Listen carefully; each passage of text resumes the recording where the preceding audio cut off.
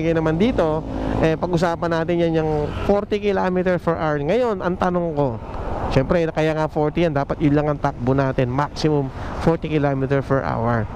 Ang tanong ko sa inyo mga kaibigan, sinusunod ba natin o marami bang sumusunod kapag nakikita natin yung ganyang speed limit? Good morning and good day sa atin mga kaibigan. Ano po ang signages na yan? Eto, yan. Alam natin na 40 ang nakalagay dyan. So, ibig sabihin yan, mga kaibigan at mga kasama natin o mga followers natin,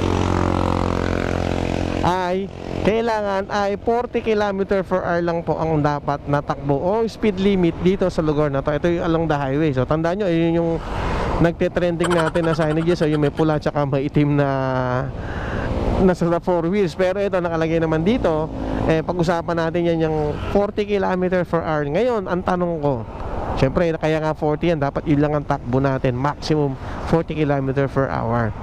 Ang tanong ko sa inyo mga kaibigan, sinusunod ba natin or marami bang sumusunod kapag nakikita natin yung ganyang speed limit?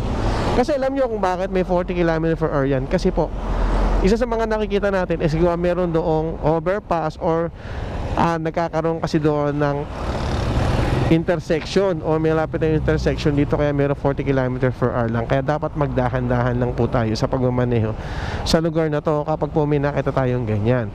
Pero ang tanong ko mga kaibigan, sinusunod ba natin or sumusunod ba tayo kapag may nakita tayong 40 km or meron 40 na signages na ganyan?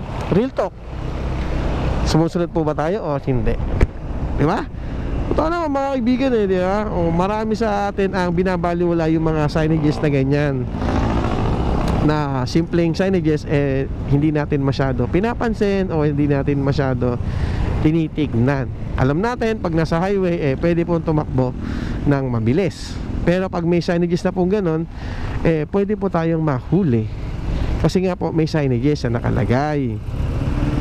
O yan, may mga stop pa nga nakalagay dyan dito marami signages talaga dito. O kaya minsan tignan din po natin yung mga signages o yung mga road sign na nakikita natin sa kalsada, kasi baka mamaya nakakalimot na tayo na kailangan pala ang takbo lang natin dito is 40 lang. O yan, takbo natin 30. O baka sabihin nyo dahil may camera lang, no? Hindi. O totoo, bibihira o real talk, ilan lang naman to po ang sumusunod talaga doon sa traffic line na ganon or traffic sign or sumusunod sa mga traffic sign na ganon. Okay?